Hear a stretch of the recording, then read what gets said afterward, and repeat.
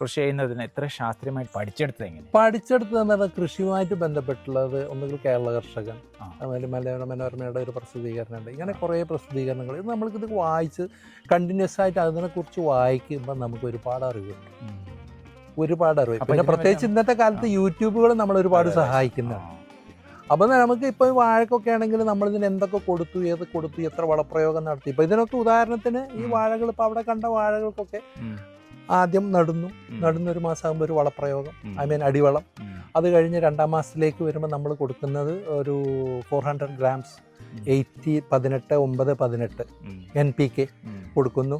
The 3rd month you are giving air 100 gram by the government. 4th month again you are giving it 18 2ാമത്തെ വളപ്രയോഗം അപ്പം തന്നെ നടത്തുന്നത്. അത് അടിവളം, 2 അടിവളം കൊടുക്കുന്നുണ്ട്. അപ്പോൾ റെസ്റ്റ് ഇല്ല. ബിക്കോസ് ദി പ്ലാന്റ്, അതായത് നമ്മൾ വാഴയെ അങ്ങോട്ട് സപ്രസ് ചെയ്യാണ്, തിന്നിടാന്ന് പറയില്ല എന്ന മാതിരി പ്ലാന്റിനോട് പറയും അങ്ങോട്ട് കൊടുത്ത് അത്രയും കൊടുത്ത് തിന്നുകയാണെന്ന് അർത്ഥം. അങ്ങനെ നെക്സ്റ്റ് മന്ത് 2ാമത്തെ അയർ കൊടുക്കുന്നു. 4th or 5th month 2ാമത്തെ അയർ കൊടുക്കുന്നു. പിന്നെ ഇതിനെ പ്ലാന്റിനൊക്കെ ഈ പിണ്ടിപ്പുഴു എന്നൊക്കെ പറയും. പിണ്ടിപ്പുഴുവിൻ്റെ ഒക്കെ ശല്യം ഒഴിവാക്കാൻ വേണ്ടിയിട്ട് അതിന് മരുന്ന് സ്പ്രേ ചെയ്യുന്നുണ്ട്. പിന്നെ ഇതിനകത്ത് ഞാൻ വേറൊന്ന് കൊടുത്തിട്ടുണ്ട്. ഇപ്പൊ ഈ ഒരു ഇത് കണ്ടോ, ഈ പോള പൊളിയ എന്ന് പറയും. പോള പൊളിയുന്നത് 2 ഡെഫിഷ്യൻസിയാണ്. അതിനകത്ത് 2 കാല്. അപ്പൊ അതിന്റെ മിശ്രിതം വാങ്ങി നമ്മൾ അതിന്റെ ചോട്ടിൽ 1 ലിറ്റർ വെള്ളത്തിൽ ഡയലൂട്ട് ചെയ്തിട്ട് ഒഴിച്ചു കൊടുക്കും. പിന്നെ പൊട്ടാഷിന്റെ തന്നെ പൊട്ടാഷ് ഷോനേഴ്സ് എന്ന് പറഞ്ഞ ഒരു സംഗതി ഉണ്ട്. അതെന്താന്ന് വെച്ചാൽ അത് നമ്മൾ ഇതേമാതിരി മിക്സ് ചെയ്ത് ഒഴിച്ചു കൊടുത്തു കഴിഞ്ഞാൽ നമ്മൾ കൊടുത്തിരിക്കുന്ന വളം മുഴുവനായിട്ട് വലിക്കാൻ വാഴയെ പ്രേരിപ്പിക്കും.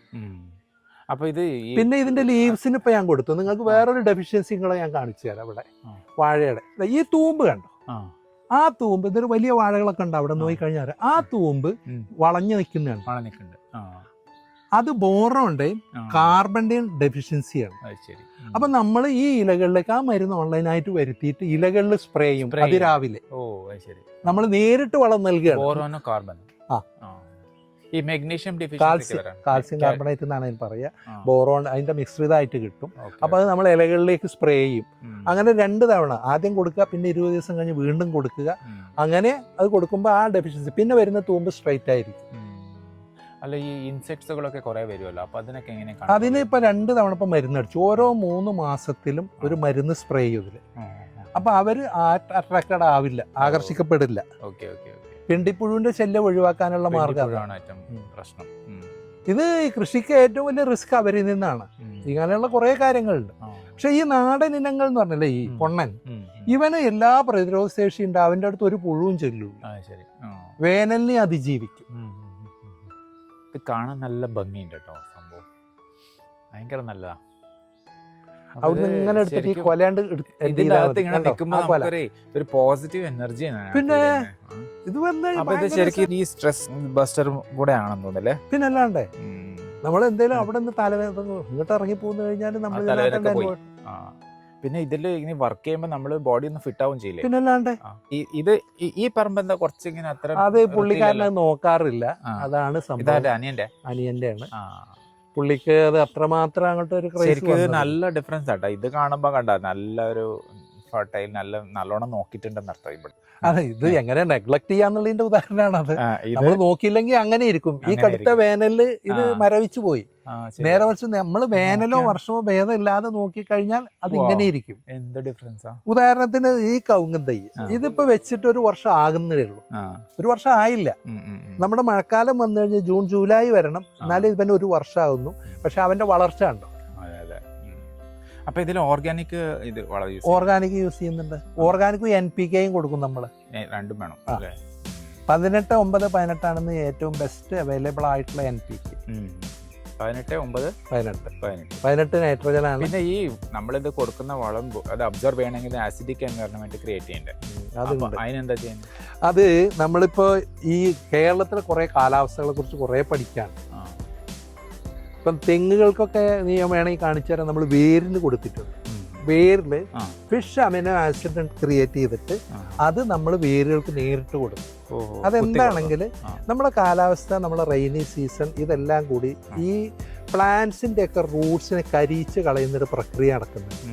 അപ്പോൾ റൂട്ട്സുകൾക്ക് ഇത് മിനിമം വലിച്ചെടുക്കാനുള്ള കഴിവ് ഇല്ലാതാകുന്നുണ്ട്. അത് നമ്മൾ കണ്ടെത്തി അതിനെ പ്രതിരോധിക്കണം. അപ്പോഴാണ് പ്ലാന്റുകൾ ആ ഗ്രോത്തിൽ വരുള്ളൂ. മനസ്സിലായി.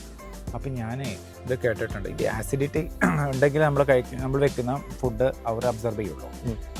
അപ്പോൾ അതിന് വേണ്ടിയിട്ട് ഞാനിപ്പോൾ എൻ്റെ ഒരു ഫ്രണ്ട് പറയുന്നുണ്ടായിരുന്നു, അത് ഈ ബാറ്ററിയുടെ പൊടിയില്ലേ, ബാറ്ററിയുടെ പൊടി ആസിഡാണല്ലോ, അപ്പോൾ അത് ഇതിലേക്ക് കൊടുക്കുന്നുണ്ട്. സോ ദാറ്റ് ആ മണ്ണിന്റെ ആസിഡിറ്റി കൂട്ടിയിട്ട് അങ്ങനെ അബ്സോർബ് ചെയ്യാൻ. ഈ കേരളത്തിൽ നമ്മുടെ ഈ ഭാഗത്തുള്ള മണ്ണിന്റെ എന്താണെന്നറിയാം, ഇവിടെ ആയിട്ടാണ് ഇത് ഉണ്ടാക്കുന്നത്. ഇവിടെ പശിമയാണ് കൂടുതൽ.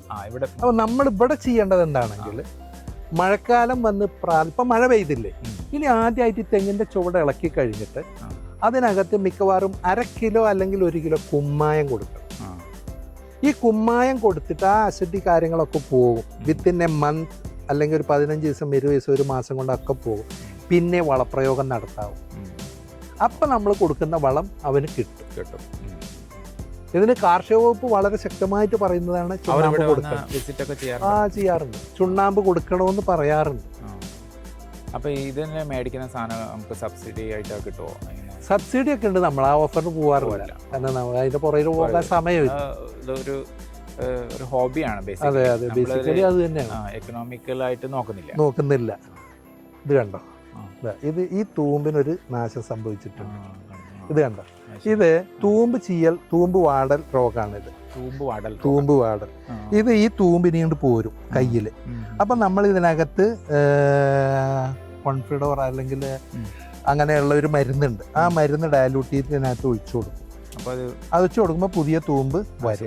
ഇതിപ്പോ നമുക്കൊരു സെറ്റ് ബാക്ക് ആണ്. കണ്ടോ, ഈ തൂമ്പ് പോയിരിക്കുകയാണ്. തെങ്ങ് പോയിട്ടില്ല, പക്ഷെ ആ തൂമ്പേ പോയി. തൂമ്പ് ചീയൽ രോഗമാണ്. ഈ വർഷം വ്യാപകമായിട്ട് വേനലിൽ കണ്ട ഒരു സംഭവമാണ്, പ്രക്രിയയാണ്. ഇതിപ്പോ ഇൻസിഡന്റിൽ ഞാൻ ശ്രദ്ധിച്ചതിപ്പോ, ബാക്കിയുള്ളതൊക്കെ നോക്കാറുണ്ട്. ഇറിഗേഷൻ സിസ്റ്റം നല്ലതാട്ടോ ഇവിടത്തെ. പിന്നെ ഇതിവിടെ ഇൻസ്റ്റാൾ ചെയ്യാൻ എത്ര സ്പെൻഡ് ചെയ്തിട്ടുണ്ടാവും? ഇതൊരു ഏകദേശം ഒരു 85,000. ഇതിലേക്ക് സബ്സിഡി കിട്ടിയതാ? അല്ല, ഇല്ല, നമ്മൾ കാശ് കൊടുത്ത് വാങ്ങിച്ച. സബ്സിഡി കിട്ടണമെങ്കിൽ അവരുടെ റേറ്റ് ഭയങ്കര കൂടുതലാണ്.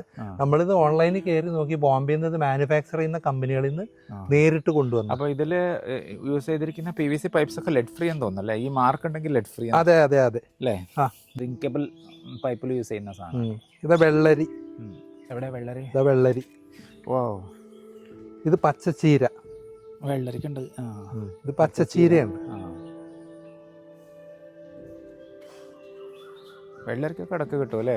ഓ, ഇതാ നേന്ത്രവായ കൊലച്ച് നിൽക്കുന്നത്. എവിടെ കാണിച്ചേ? ഓ,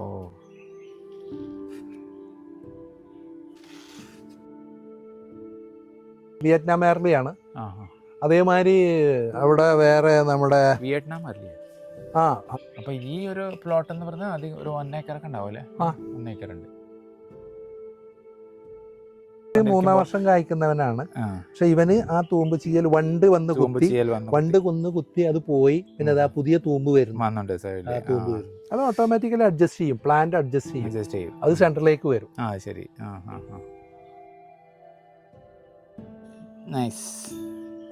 ഇത്ര സ്ഥലം ഇവിടെ വേസ്റ്റ് ആണ്. അപ്പൊ ആ സ്ഥലം യൂട്ടിലൈസ് ചെയ്തിട്ട് നമ്മൾ അതിനകത്ത് ഇടയ്ക്കുള്ള സ്ഥലമൊക്കെ യൂട്ടിലൈസ് ചെയ്തിട്ടുണ്ട്. ശരിക്കും പറഞ്ഞ ഒരു സ്ഥലം ഇവിടെ വേസ്റ്റ് ഇല്ല. ഇത് മെഡി ടൂറിസത്തിന്റെ കഴിഞ്ഞു. ഇനിയിപ്പോ ഇതിന്റെ ഏറ്റവും പ്ലസ് പോയിന്റ് എല്ലാവർക്കും സ്ഥലങ്ങള്, വീട്, ഇത് അവിടുന്ന് ഇങ്ങോട്ട് ഈ ഒരു സൗകര്യം എല്ലാവർക്കും കിട്ടില്ല. ശരി കേട്ടോ. സ്ഥലം ഉണ്ടെങ്കിൽ ചില ആൾക്കാർ നമ്മള് മടി കൊണ്ട് നമ്മളത് സ്ഥലം ഉണ്ടാകും. പക്ഷേ ഈ സ്ഥലം എവിടെയായിരിക്കും? ഈ മടിയുള്ള ടീംസ് സ്ഥലം ഉണ്ടെങ്കിലും ടൈം ഉണ്ടെങ്കിലും ഇത് ചെയ്യാത്ത ആൾക്കാർക്ക് എന്താണ് അഡ്വൈസ്? അത് നമ്മൾക്ക് കൊടുക്കാനുള്ള എന്താണെങ്കിൽ, ഇത് ദൈവം തരുന്ന ഒരു അനുഗ്രഹമാണ്. I mean, you are blessed with this things. ദൈവം തന്നിരിക്കുകയാണ്. So never neglect it. ആ അനുഗ്രഹത്തിന് നീ എന്ത് തിരിച്ചു നൽകണം? നമ്മൾ പ്ലാന്റ് ചെയ്യുന്ന ഓരോ പ്ലാന്റിനും നിനക്ക് പ്രതിഫലമുണ്ട് ദൈവത്തിങ്കൽ നിന്ന്. ഓരോ പ്ലാന്റിനും ഉണ്ട്. അപ്പൊ നമ്മൾ എന്ത് ചെയ്യണം വെച്ചാൽ, ഈ സ്ഥലവും സൗകര്യമൊക്കെ തന്നു കഴിഞ്ഞാൽ അതിനകത്ത് കൃഷി ചെയ്യണം. നീ അതുകൊണ്ട് ബെനിഫിറ്റ് ഉണ്ടാകുന്ന കുറേ പക്ഷി മൃഗാദികളുണ്ട്, അങ്ങനെ കുറേ ജന്തുക്കളില്ലേ ഇവിടെ വന്ന് വെള്ളം കുടിക്കുന്നു. അങ്ങനെ ഇവിടെയൊക്കെ വെള്ളത്തിന് പോട്ടൊക്കെ അവിടെയൊക്കെ വെച്ചിട്ടുണ്ട്. അപ്പോൾ ഈ പക്ഷികൾ ഇതൊക്കെ അവർ വെള്ളം കുടിക്കുന്നില്ലേ. പിന്നെ ഈ മാവിലൊക്കെ അവർ ഷെൽട്ടർ ചെയ്യുന്നില്ലേ, വേനലായാലും വർഷമൊക്കെ ആയാലും. അപ്പോൾ ഇങ്ങനെയുള്ളത് നമ്മൾ യൂട്ടിലൈസ് ചെയ്യണം. അത് നമ്മുടെ ഡ്യൂട്ടിയാണ്. എസ്പെഷ്യലി നമ്മൾ as A human being U are blessed with, I mean ദൈവം തമ്പുരാൻ നിനക്ക് തന്നിട്ടുണ്ട്, നീ തിരിച്ച് കൊടുക്കണം. അതൊരു നല്ലൊരു മെസ്സേജാണ്.